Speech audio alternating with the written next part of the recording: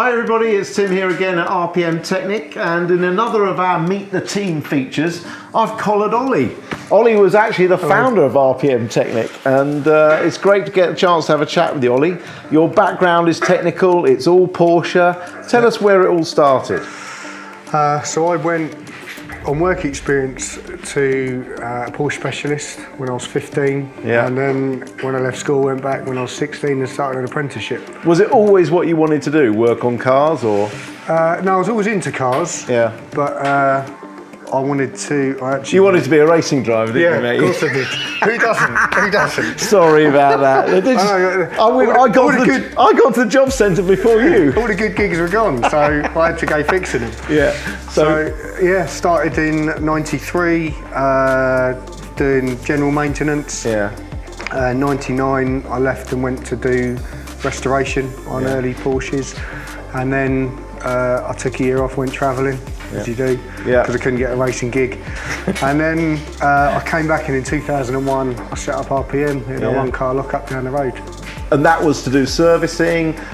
Just maintenance really, servicing and maintenance, basically. Do a couple of engine rebuilds in there. And why Porsche? Why was Porsche your chosen sort of mark, if you like, to work on? Because my dad had 911s when I was a kid. It's good enough, runs in the family. Exactly, yeah. And tell us briefly how it sort of grew from that one-car lock-up to the Emporium that it is now. I always had good people like supporting me. So when I first started in my apprenticeship, the guys who I worked with then, I was still in touch with, so they used to help me out. And on the farm I was on in a one-car lock-up, I moved into a cow shed that was like, wow, this is huge. And then, just having the right people and sticking at it. Obviously Porsche as a brand grew. So hard work, luck, the right people, and a fair wind gets you there. What makes Porsches good to work on? Is it the Germanic engineering? Is it the fact that everything's nicely accessible and it's very mechanical? What is it? I'm putting words in your mouth, but you tell me. I think it's what you start with. So, because you start working on them, that's what you know. It just becomes, and they're so well thought out, it kind of, you just go through it in a, like you say, a Germanic way. And that's how you start to work on these cars, and you get to know them and the way they think things through. Well, they all models have their own foibles and intricacies, and I guess you get to know those on each model. To a degree, the more time you spend on them, the more the little intricacies you pick up on and stuff. It's really good. Do you have favourite cars to work on?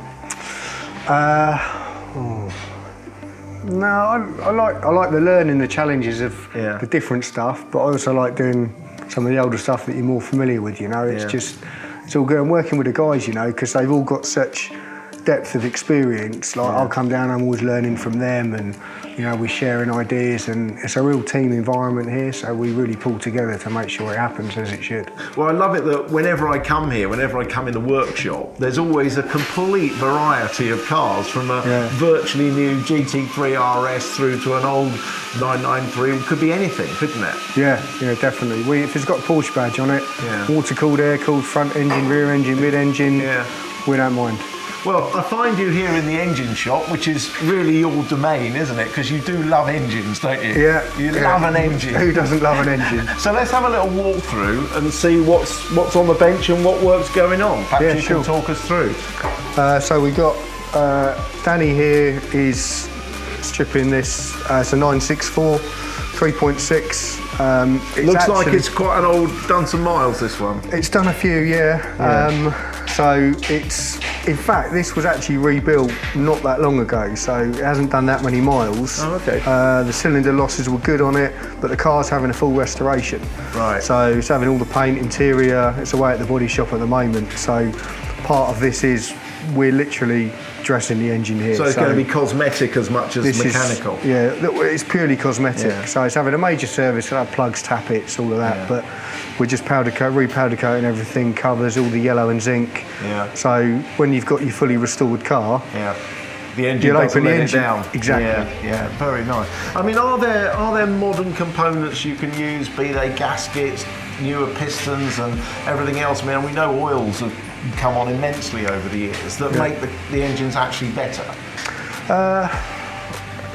There is quite a lot of good quality aftermarket parts, especially when you can't get some of the original Porsche parts now.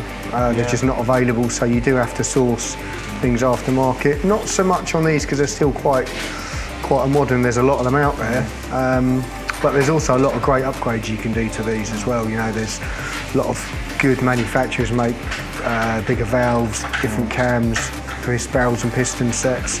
So there's a lot you can do to tune these as well. Do you actually dyno test engines? We do, yeah. We've got a few facilities we use, either an engine dyno or rolling road, depending on what we've done and what's required. Okay, let's move on, see what else is going on. So this is a late SC engine. We've just done a full rebuild on. It's amazing how many SCs are being rebuilt now, isn't it? Yeah, well, not for the first time, most of them.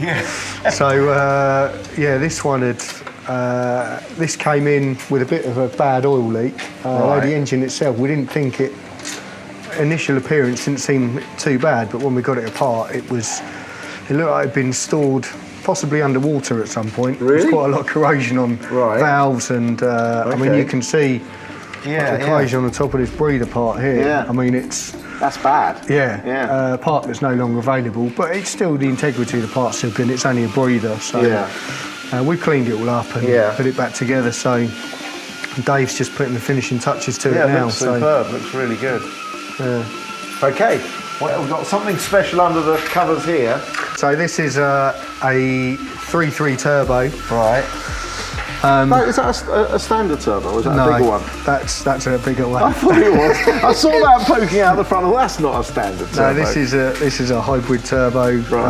This has been modified quite extensively, and it's still in the process of being done. So this is having. So this normally had a. This engine had been really messed around with. It had a lot of people had a go at it. Yeah, and when we took it apart, all promising more power. I found that you can actually get 1,000 horsepower out of a 911 engine. You just take it to a different engine builder because they all promise you 50 horsepower more every time. Yeah, you get a different bit. That's basically what happened with this. So by the time we got it, it had all sorts of bits on it, and we wanted to rebuild it standard initially, but so much of it was no longer available. We couldn't source it second hand, and everything on it was so bad. So we've ended up converting it to electronic fuel injection. So we've got these here, and it's also going to run a Motec ECU. So, and then this will go for some dyno setup. We still got some parts that are due in. We've had to have a few bits made for it. It's been a bit of an ongoing one, this. Well, I'm hoping I might get a run in that one day. I'm sure the owner would be special. No, that would be good. Fantastic. What else goes on here? So we do quite a lot of gearbox work.